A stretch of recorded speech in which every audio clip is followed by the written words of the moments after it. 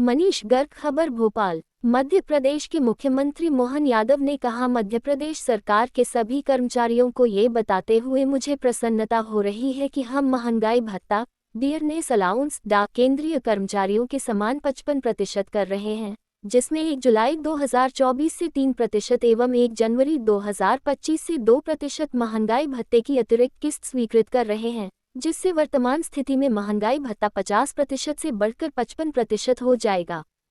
शासकीय सेवकों को एरियर राशि का भुगतान 5 समान किस्तों में जून 2025 से अक्टूबर 2025 तक किया जाएगा। आपकी मेहनत और समर्पण ने मध्य प्रदेश को एक बेहतर भविष्य की ओर बढ़ाया है। कर्मचारियों का जीवन खुशहाल और भविष्य सुरक्षित हो, यही हमारी प्राथमिकता है। महेंद्र सिंह जी, पूर्व बीज निगम अध्यक्ष, वर्तमान में आप भोपाल नगर संगठन प्रभारी हैं। आप सभी का राजपत्रित अधिकारी संघ इस सम्मान समारोह और प्रांतीय सम्मेलन में आप सभी का स्वागत करता है। संघ की ओर से जोरदार तालियां।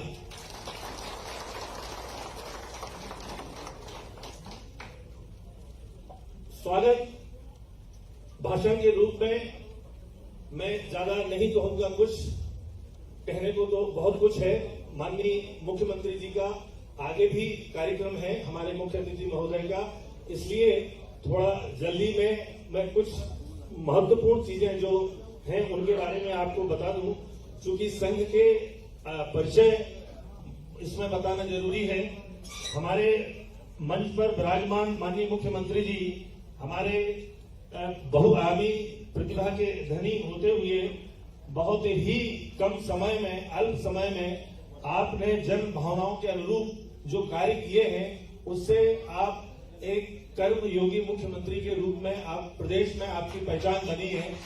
इसके लिए हमारा संघ स्वागत और आभार प्रकट करता है। हमारे श्री भगवान दास जी सवनानी जी विशिष्ट अतिथि के रूप में हम लोगों के बीच में पधारे हैं। हमारा सौभाग्य है कि नाम के अनुरूप इस क्षेत्र की जनता को भगवान के रूप में मिले हैं। आपको किसी भी टाइम हम लोग जा करके कोई भी समस्या हो, खड़े खड़े ऑन स्पॉट फोन पे उसका निराकरण करते हैं। ऐसे मुख्यमंत्री जिसे मैं यही निवेदन करूंगा कि आपके मंत्रिमंडल के अलावा आप हमारे जो विधायक महोदय हैं, ये बहुत ही हम लोगों का एनी टाइम ध्यान रखते हैं। और अभी वर्तमान में स्मार्ट सिटी का जो उद्घाटन कराया था, जिसमें हमारे कर्मचारियों के लिए आवास की सुविधा के लिए मुख्यमंत्री जी महोदय पहुंचे थे। मंच के माध्यम से मैंने तो पहली बार सुना है कि किसी विधायक ने अधिकारी कर्मचारियों के हित के डीए की मांग की हो, डीए और डीआर की मांग रखी थी। आशा है हमारे माननीय मुख्यमंत्री महोदय, हमारे मुख्य अतिथि महोदय, हम अधिकारी कर्मचारियों की उस मांग को मैं इस मंच से भी रखूंगा। निवेदन करता हूं कि आगे इस पर निर्णय लेंगे, ये उनका स्वविवेक है। उक्त संबंध में हमारे जो मंच पर आसीन मुख्य अतिथि महोदय के साथ विराजमान हमारे विशिष्ट अतिथि श्री महेंद्र सिंह जी, आप वर्तमान में संगठन के यहाँ भोपाल के प्रभारी हैं, हमारे बड़े भाई की तरह हैं। आप हमेशा हम लोगों को सहयोग और मार्गदर्शन देते रहते हैं, चाहे आम नागरिक हो, चाहे अधिकारी कर्मचारी हो। और हमारे संघ के पितृ पुरुष के रूप में पधारे हमारे पूर्व अध्यक्ष दोनों बैठे हुए हैं। हमारी 2 पीढ़ी यहाँ बैठी है, श्री अमर सिंह जी परमार और श्री एस.एस. गांधी जी। आप दोनों का सहयोग और मार्गदर्शन हम लोगों को सदैव संबल देता रहता है। संघ के बारे में हम बता दें कि राजपत्रित अधिकारी संघ सदैव आज के इस कार्यक्रम में एक चीज मैं भूल गया था, हमारे विभिन्न संगठनों के जो पदाधिकारी और प्रांताध्यक्ष भी पधारे हैं। प्रांतीय भी हमारे पदाधिकारी आए हुए हैं। इसके अलावा हमारे जो महिला वर्ग है, महिला हमारे साथी हैं, प्रेस मीडिया, सभी को मैं प्रणाम करता हूं। संघ के तारतम्य में जो हमारे विभिन्न संगठन हैं, उन संगठनों में राजपत्रित अधिकारी संघ सदैव एक बड़े भाई की भूमिका में रहता है। राजपत्रित अधिकारी संघ एक तरह से आप सभी को मालूम है, लोकतंत्र के एक स्तंभ कार्यपालिका का मेरुदंड है। राजपत्रित अधिकारी ऊपर को भी बैलेंस करता है, नीचे को भी बैलेंस करते हुए सभी तरह की योजनाओं का क्रियान्वयन करता है। हमने राजपत्रित अधिकारी संघ के 2 प्रकोष्ठ भी बनाए हैं। हमारे पेंशनर्स के रूप में पेंशन प्रकोष्ठ के अधिकारी हमारे प्रांतीय अध्यक्ष श्री सुरेश वर्मा जी हैं। वो जो हमारे सेवानिवृत्त अधिकारियों को सबसे अधिक आवश्यकता होती है, सेवा निवृत्ति के बाद कई लोगों के जो प्रकरण निराकरण नहीं होते हैं, उनके लिए संघ एक अहम भूमिका अदा करता है।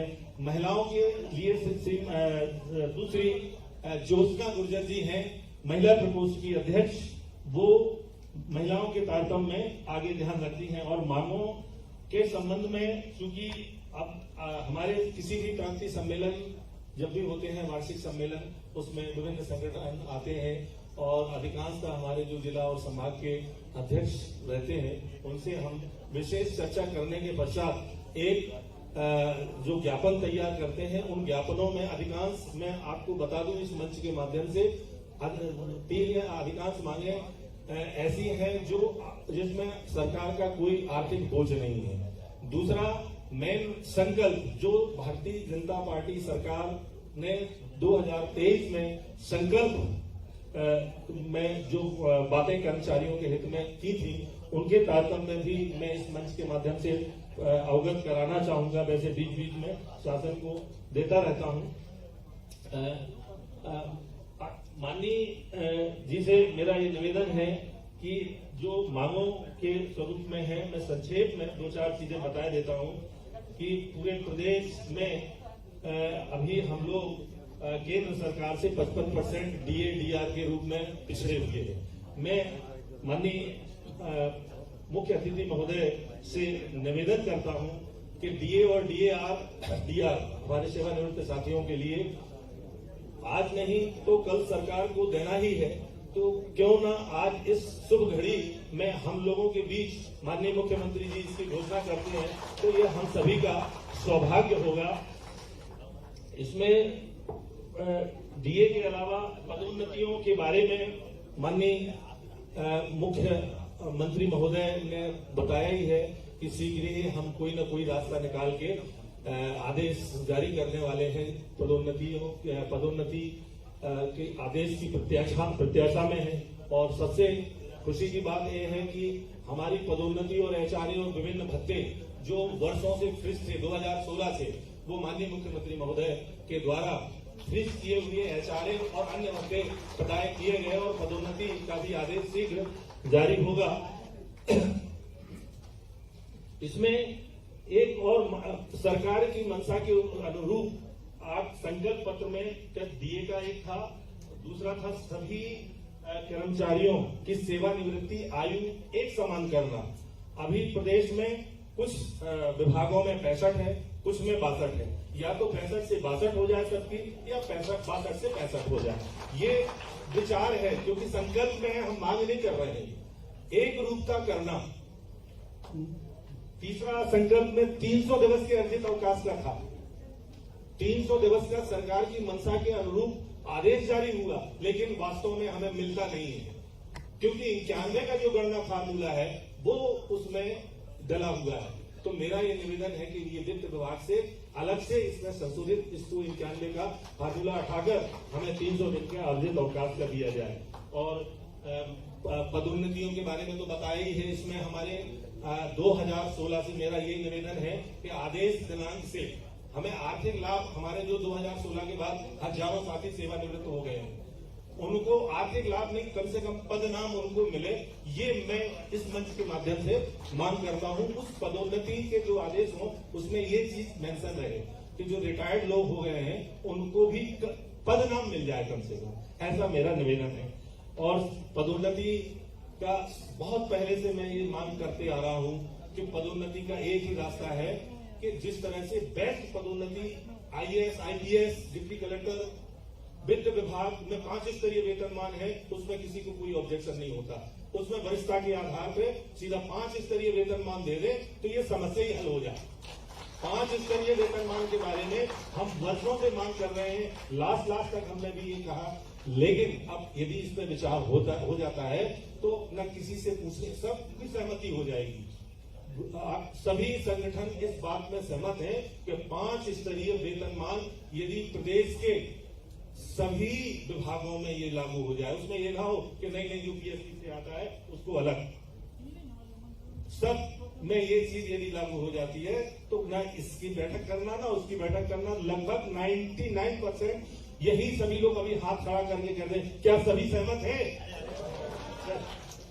जी हाँ, तो इसमें और भी है, जैसे उच्च शिक्षा विभाग में ढेर सारी स्थितियां ये हैं कि प्राध्यापकों को पदनाम नहीं दिया गया है, वो दिया जाए, और पेंशनर्स के लिए 49 धारा जो कि चक्कर में 49/6 जो ब्रैकेट में उसको बार छत्तीसगढ़ से अनुमति लेना पड़ती है, उसको समाप्त किया जाए ताकि पेंशनर्स को जो है जैसे शासकीय सेवारत कर्मचारियों को डीए मिलता है उन्हें डीआर मिले, और पेंशनर्स का जो पेंडिंग डीआर है वो उनको शीघ्र प्रदान किया जाए।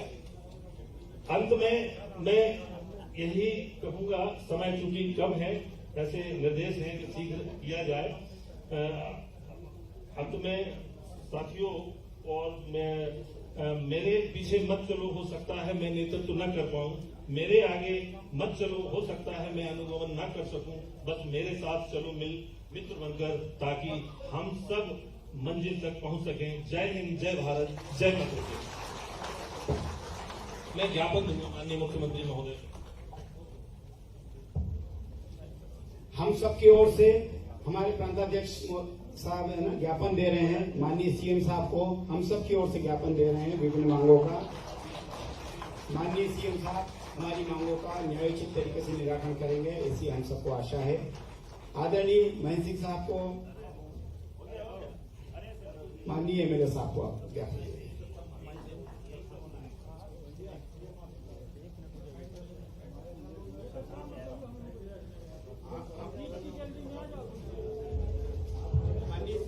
माननीय सीएम साहब संबोधित करने जा रहे हैं, हम सब लगातार तालियों और कट्टर ध्वनि से आपका स्वागत करें।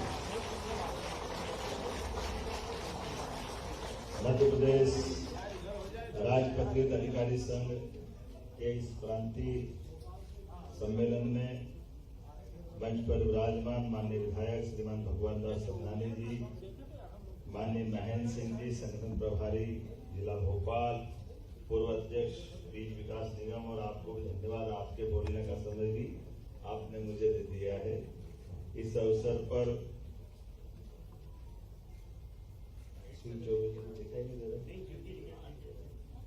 और डीके यादव जी, अलग अलग संगठन के सभी माननीय पदाधिकारीगण, अध्यक्ष सहित सभी पदाधिकारीगण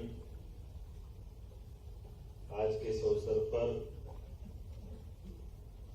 ज्ञापन दिया था हमारा जाने वाला, ये दे दो आपके हाथ में।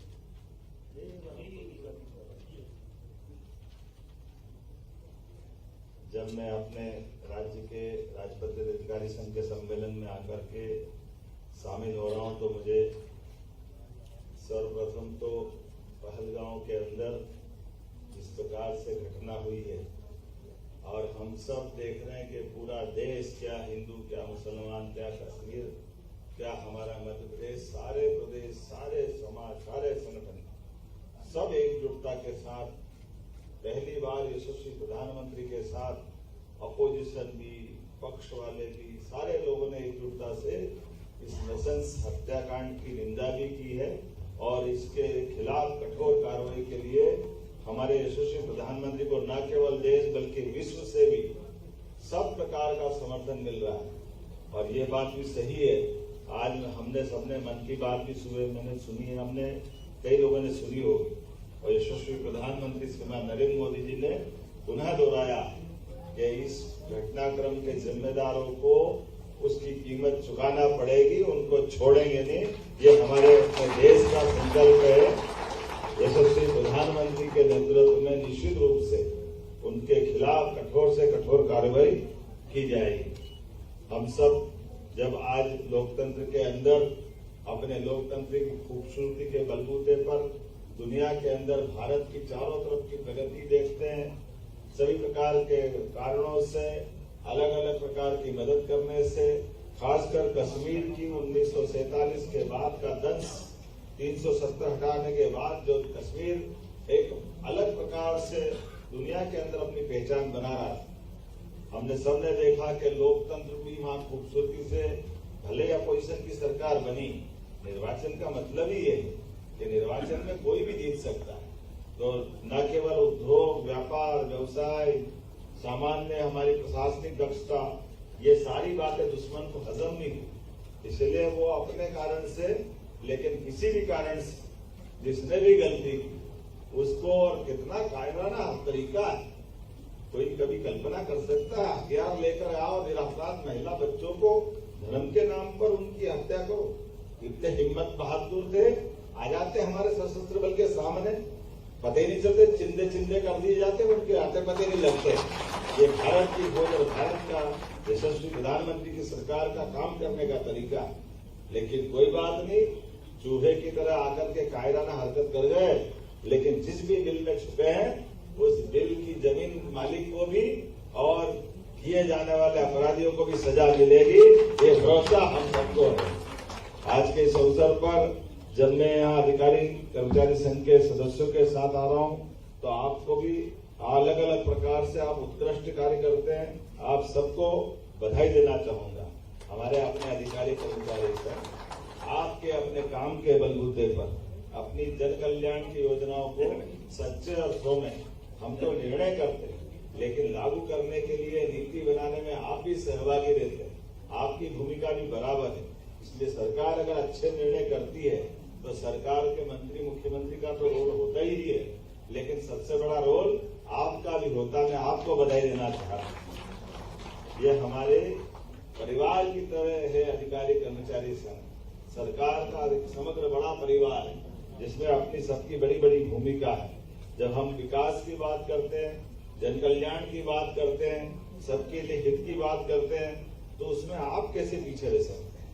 हम सामाजिक सुरक्षा की बात करके छोटे से छोटे आदमी की चिंता करते हैं, तो आपको तो नहीं छोड़ सकते, यद्यपि समय की कमी है। लेकिन मैं मान के चलता हूँ, हमारे अपने चाहे कोई व्यक्ति हो, शहर में, गांव में, युवा, महिला, गरीब, किसान, हम सबकी चिंता कर रहे हैं। तो अधिकारी कर्मचारी भी हमारे नजर से ओझल नहीं हो सकते। आपके हित की बात भी निश्चित रूप से हमको सबसे पहले याद है। आप सबको भी उस नाते से मैं बधाई देना चाहूंगा, जब यशस्वी प्रधानमंत्री के नेतृत्व में हम सबके कल्याण की बात कर रहे हैं। ऐसे आपके कार्यों के प्रति भी आपके समर्पित भाव के लिए मैं अपने सभी शासकीय सेवकों को आश्वस्त करना चाहूंगा। आपकी सभी सेवा शर्तें और विभिन्न मांगों के प्रति मुझे मालूम है पिछले समय हमने काफी मांगे मंजूर कर दी, लेकिन आपने फिर कुछ बताइए, उसमें भी हम ध्यान दें, छोड़ने वाले किसी के नहीं। लेकिन आपने देखा ही है, यात्रा भत्ता, अव्यावसायिक चिकित्सा भत्ता, अनुग्रह भत्ता, दोहरा कार्य भत्ता, स्थायी यात्रा भत्ता में हमने बढ़ोतरी की है। पिछले समय इसका लाभ आपको दिया गया, दिया तो ताली कम कर रही है, थोड़ा मजा नहीं आ रहा। जब काम करते तो पीठ भी थपथपाने की इच्छा रखते हैं कि जब पीठ थपथपाई जाए तो आगे और काम करने की हिम्मत होती है। मुझे मालूम है आपके लिए कुछ हमने और भी अपने गुलदस्ते में कुछ और सजा के लाने का प्रयास किया है। जब हमने आपके कल्याण की बात सोची है तो आपने अभी कुछ मेरे सामने मांग पत्र पढ़ा है, लेकिन मांग पत्र तो स्वाभाविक रूप से काफी अच्छा है, काफी बड़ा भी है।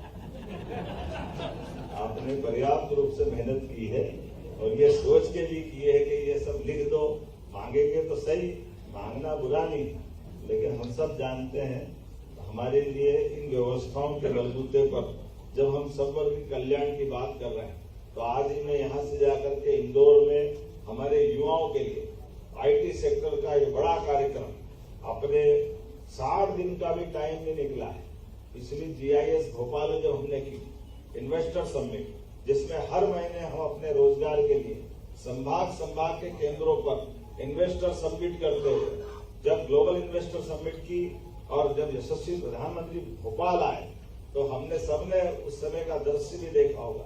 पहली बात तो ये कि 1956 में मध्य प्रदेश बना है, लेकिन पहली बार इन्वेस्टर समिट का बड़ा आयोजन पहली बार राजधानी में हुआ। यह हमारे लिए सौभाग्य की बात है।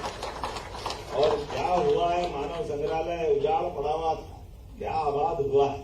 लोग भी आए, भोपाल को देखा तो देखते रह गए, इतना सुंदर है। उन्होंने कहा तो उदयपुर की झील, एक झील में उदयपुर झील वाला यहाँ तो कदम कदम पे हर जगह झील दिख रही है, हर जगह तालाब दिख रहा है। हमने कहा आप तालाब मत देखो, यहाँ तो टाइगर भी दिखते हैं। आप सड़क पे कभी आप चलोगे, रात में टाइगर घूमते हैं। ये भोपाल का, ये भोपाल अजब भी है, भोपाल गजब भी है। प्रदेश की जो विशेषता है, सभी प्रकार की व्यवस्थाओं से परमात्मा की दया से हमारे लिए प्राकृतिक संसाधन भी परमात्मा ने भरपूर दिए, यहाँ के लोग भी भले दिए, व्यवस्थाओं में निष्ठ हैं और समय आने पर अपनी दक्षता के बलबूते पर मध्य प्रदेश के लोग अपनी पहचान न केवल देश से बाहर दुनिया में भी बनाने में सदैव सक्षम रहे। ये अतीत का इतिहास मध्य प्रदेश का रहा है। जब मैं भोपाल में बात कर रहा हूँ और भोपाल के अंदर इस प्रकार विकास की बात कर रहा हूँ, तो मुझे मालूम है कि मध्य प्रदेश की राजधानी केवल नगर की नहीं होती, राजधानी प्रदेश के गौरव की होती। और जब प्रदेश के गौरव की बात करेंगे तो गौरव तो प्रदेश की गौरवशाली अतीत की विरासत की सब घटनाओं को याद करने से होता है। तो जब प्रदेश की विरासत की बात करेंगे तो प्रदेश के अंदर ऐसे ऐसे महापुरुष भी हुए हैं जिनने न केवल प्रदेश बल्कि देश और देश से आगे बढ़कर दुनिया में अपने परचम फहराए। उनको भी स्मरण करने की आवश्यकता है, उन सबको जोड़ करके देखने की जरूरत है, तब हमको विरासत का गर्व होगा। इसलिए हमने हमारी सरकार ने निर्णय लिया है कि भोपाल को अपने राज्य भर के गौरवशाली अतीत से जोड़ करके सबको वो प्रकार से दिखाई देगा कि हाँ, ये राजधानी कितनी समृद्धशाली विरासत को समेटे हुए। इसलिए हमने निर्णय किया है कि हमारे सभी राजमार्गों के मुख्य मार्गों पर, जैसे राजा भोज ने भोपाल के पास भोजपुर का मंदिर बनाया और भोपाल का तालाब और भोपाल के सौंदर्यीकरण और सब प्रकार के काम किए, ऐसे में राजा भोज की स्मृति में हमने उनका पुतला तो खड़ा किया है जो भोपाल के बड़े तालाब की शान की तरह दिखाई देता है। लेकिन राजा भोज के नाम पर स्मृति द्वार का भी हम भूमि पूजन करने वाले हैं, जो हमारे लिए वो गौरवशाली अतीत से वापस जोड़ेगा। जब हम राजा भोज की बात करते हैं, इस बार तो विक्रमादित्य ने लाल किले के ऊपर भी अपने विक्रमादित्य महानाट्य का परचम लहराया। विक्रमादित्य का काल बड़ा गौरवशाली अतीत का काल रहा है और शासन की व्यवस्थाओं के साथ तो जुड़ करके उनने अद्भुत काम किया। विक्रमादित्य के काम करने की तरीके देखो, वो दिन में रात में 24 घंटे अपनी जनता के लिए, अपने लोगों के लिए अपनी जान हथेली पे लेकर के सुशासन की उत्कृष्ट मिसाइल उदाहरण अगर कोई है तो विक्रमादित्य का सुशासन है। कहने वाले तो कहते कि राम राज्य की अगर कोई कल्पना को साकार करने में सार्थक शासन का 2000 साल का इतिहास देखोगे तो विक्रमादित्य का शासनकाल किसी ने नहीं किया है। जोरदार अभिनंदन करो विक्रमादित्य को शासन की व्यवस्था की। जब हम विक्रमादित्य की बात करते हैं तो वो भी राज्य से आते हैं, इसलिए जिस तरफ उनकी राजधानी थी अवंती, इंदौर, उज्जैन के रास्ते पर, तो हमारी राजधानी का एक द्वार विक्रमादित्य के नाम पर भी बनाया जाएगा ताकि वो गौरवशाली अतीत से हम वापस जोड़ पाए। जब हम विक्रमादित्य की बात करते, राजा भोज की बात करते, शासन के सुशासन की बात करते, तो यहाँ मित्र बहुत सारे कहेगा हमारे लिए भी तो करो, अगर यहाँ आएंगे बात कुछ तो करो, हमको ये भी करना पड़ेगा। तो मैं आज आपके बीच में भी आज की व्यवस्था के लिए भी यशस्वी प्रधानमंत्री के माध्यम से जब हम शासन की सभी जन कल्याणकारी योजनाओं में मध्य प्रदेश को बहुत आगे ले जा रहे हैं। जैसे मैंने बताया कि हमने यात्रा भत्ते और बाकी भत्तों को बढ़ाया है, तो अभी मुझे आज समाचार पत्रों में सुबह पढ़ा था कि हमने केंद्र वालों को तो 55% दिया है, लेकिन राज्य वाले बच गए हैं। तो मैं यहीं से घोषणा करता हूं और तुरंत लागू करता हूं, मध्य प्रदेश शासन के सभी शासकीय कर्मचारी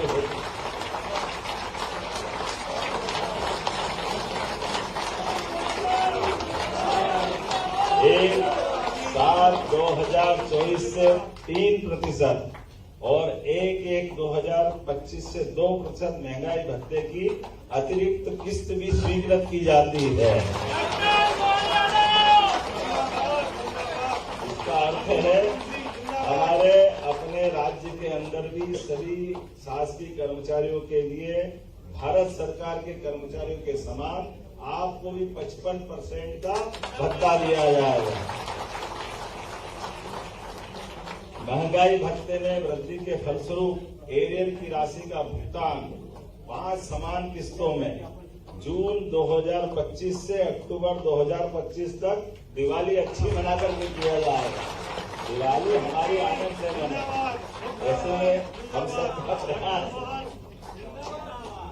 हम सब जानते हैं, जब आप 2-4 खड़े हो बाकी को मजा नहीं आया तो मैं भी नहीं कह सकता।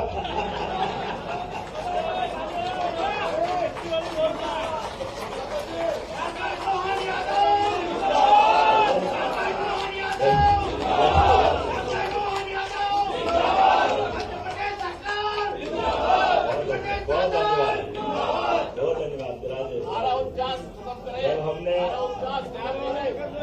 हमारे बीच में हमारे लोगों के बीच बात कर रहे हैं, आपकी विनम्रता को, आपके प्रोत्साहन को प्रणाम करता हूँ। हम सब मिलकर के एक एक करके सारे वो काम कर रहे हैं जिन कामों के बलबूते पर हमारे लिए वर्तमान समय ने जवाबदारी भी दी है और सरकार की सब प्रकार की व्यवस्थाओं को चलाने के लिए जो ग्रोथ इंजन का काम कर रहे हैं, आपकी वो ताकत है जिसके भरोसे से हमारी योजनाओं का नीचे जैसे शरीर के अंदर जो हमारे शरीर के सब अंग काम करते हैं, लेकिन सच्चे अर्थों में जो हार्ट काम करता है वो कोई नहीं करता। ये हार्ट के रूप में हमारा अधिकारी कर्मचारी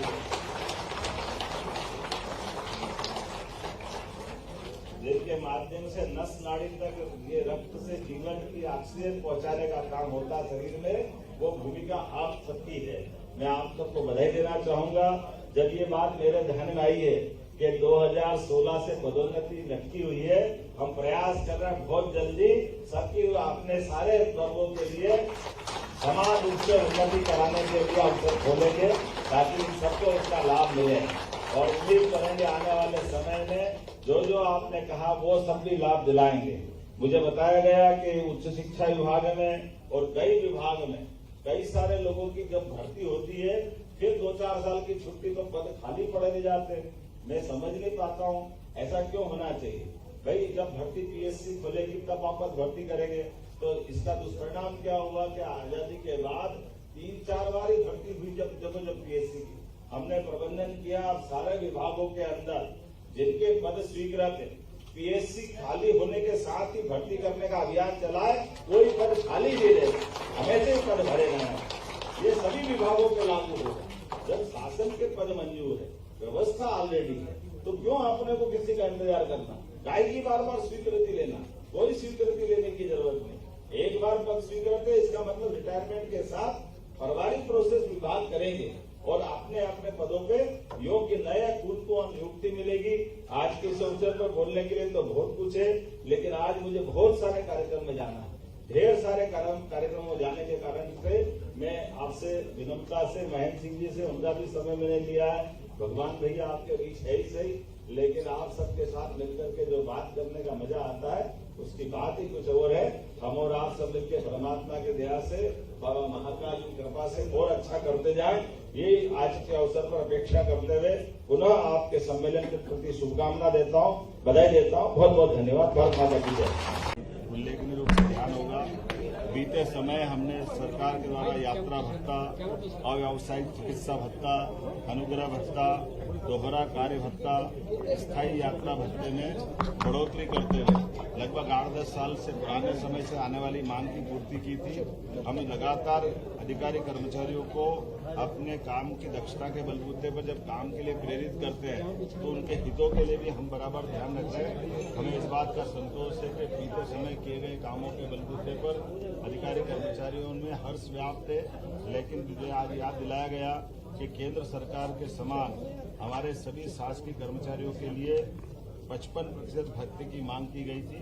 मैंने आज इस मांग पर गौर करते हुए आज यही से घोषणा कर रहे हैं मध्य प्रदेश शासन के सभी शासकीय कर्मचारियों के लिए एक साल 2024 से 3%, 1/1/2025 से 2% महंगाई भत्ते की अतिरिक्त किस्त स्वीकृत करते हुए वर्तमान में महंगाई भत्ता भारत सरकार के सभी कर्मचारियों के समान 55% करने की मैं घोषणा करता हूं और त्वरित गति से इसको लागू किया जाएगा। साथ ही साथ महंगाई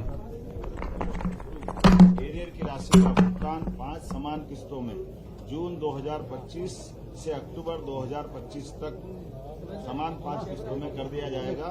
मेरी अपनी ओर से सभी अधिकारी कर्मचारियों को इस घोषणा की लाभान्वित होने वाले परिवारों को बधाई। मैं एक और जानकारी देना चाह रहा हूं कि बहुत जल्दी सरकार चाह रही है कि सभी वर्गों को समेकित रूप से जो 2016 से पदोन्नति के मसले में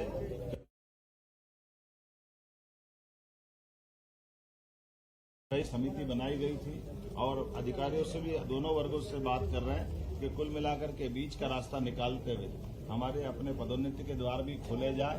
मैं मान के चलता हूं कि हमारे भगवान महाकाल चाहेगा तो जल्दी वो अवसर आएगा जब हम इसकी घोषणा करके न केवल घोषणा उसको लागू भी कर पाएंगे। पाकिस्तान ने जो कायराना जारी करी थी, मैं इस बात के लिए मैंने बीते दिन हेडक्वार्टर पुलिस में जाकर के हमने न केवल इस बात की समीक्षा की बल्कि भारत सरकार के दिए गए दिशा निर्देश के पालन के लिए एक एक पाकिस्तानी व्यक्ति को चुन चुन करके उनको उनके जगह पहुंचाने के लिए श्री गृह मंत्री माननीय प्रधानमंत्री जी जिस प्रकार से इस पूरे पहलगांव की घटना को लेकर के हमारे सबसे अपेक्षा कर रहे हैं, हमारी राज्य सरकार उसके लिए कटिबद्ध है। शासन की व्यवस्थाओं के आधार पर समाज भी इस बात से लिए एकजुट है कि हर हालत में पहलगांव के दोषियों को दंडित किया जाना चाहिए। हमारी सरकार ने किसी प्रकार के जिहाद की लव जिहाद की मध्य प्रदेश की धरती पे अनुमति नहीं दी है और जो भी करता पाया जाएगा हम उसको छोड़ने वाले नहीं है। वो किसी स्थान पर भी हो, जो अपराध करेगा उसको दंड मिलेगा। वो राज्य के अंदर भी है या राज्य से भागा है तो हमारी पुलिस उसको हर जगह से पकड़ के लाएगी। ये हमारा संकल्प है। मैं उम्मीद करता हूँ मध्य प्रदेश सुशासन के लिए जाना जाता है, इसलिए अपराध और अपराधियों की यहाँ जगह नहीं है। मेरी अपनी ओर से पुनः आज इंदौर के अंदर आईटी का एक बड़ा जो कार्यक्रम होने वाला है, उस कार्यक्रम के माध्यम से 60 दिन से भी कम समय में हमने अपने रोजगार का जो अभियान चलाया हुआ है और ये वर्ष तो हमने रोजगार उद्योग वर्ष के नाते से माना है, इसलिए स्वाभाविक रूप से आईटी और उससे जुड़े उद्योग के बहुत बड़े पैमाने पर देश और देश के बाहर के लोग भी और प्रदेश के लोग भी आज इंदौर में जुटने वाले हैं। तो जब मैं भोपाल में कार्यक्रम कर रहा हूं तो इसी के साथ साथ इंदौर की घटना और इंदौर में होने वाले कार्यक्रम की स्पंदन भी मुझे अपने आप में हो रहा है। तो मैं मान के चलता हूं कि इसका हम सबको लाभ मिलेगा। मेरी अपनी ओर से मध्य प्रदेश सरकार यशस्वी प्रधानमंत्री के नेतृत्व में महिला, युवा, किसान, गरीब सबको लेके चलना चाहिए। और उसी सिलसिले में एक जानकारी और देना चाहूंगा कि हमारे किसानों के लिए भी बिजली के लिए अभी हम पे निर्भर रहना पड़ता मध्य प्रदेश सरकार पे। आने वाले समय में हम सभी किसानों को 32 लाख किसान है जिसमें 1.5-2 लाख किसान अस्थायी कनेक्शन वाले, इसमें 10 horse power, 5 horse power, 3 horse power, 2 और 1 नीचे तक के क्रमशः ऐसे सारे किसानों को सोलर पंप देकर के हम बिजली के लिए उनको आत्मनिर्भर बनाना चाहते हैं। तो 32,000 किसान ऐसे थे जिनने पहले 10-12 साल पहले पंजीयन कराए थे, उनको सोलर पंप नहीं मिले थे। तो हमने योजना अनाउंस कर दी है। सबसे पहले हमने उनको जिनने पंजीयन पहले से कराया उनको जोड़ते हुए 1 लाख कनेक्शन हम तुरंत जारी करने वाले हैं। और इसमें भी जो 5 लाख का 10 हार्स पावर तक का सोलर पंप है, किसान से केवल 10% राशि लेंगे। इसी प्रकार से 2.5 लाख का 5 हार्स पावर तक का पंप है, उसमें भी 10% की राशि उसको लेकर के उसको न केवल अपने बिजली के क्षेत्र में आत्मनिर्भर बनाएंगे, बाकी प्रयास तो ये रहेगा कि ज्यादा बिजली बनाए तो किसान से खुद सरकार बिजली खरीदेगी। इस संबंध में भी हम काम कर रहे हैं, इसकी जल्दी घोषणा की जाएगी। मेरी अपनी ओर से किसान भाइयों को, आईटी से जुड़े युवाओं को, आकांक्षी युवाओं को, नए उद्यमियों को सबको बधाई।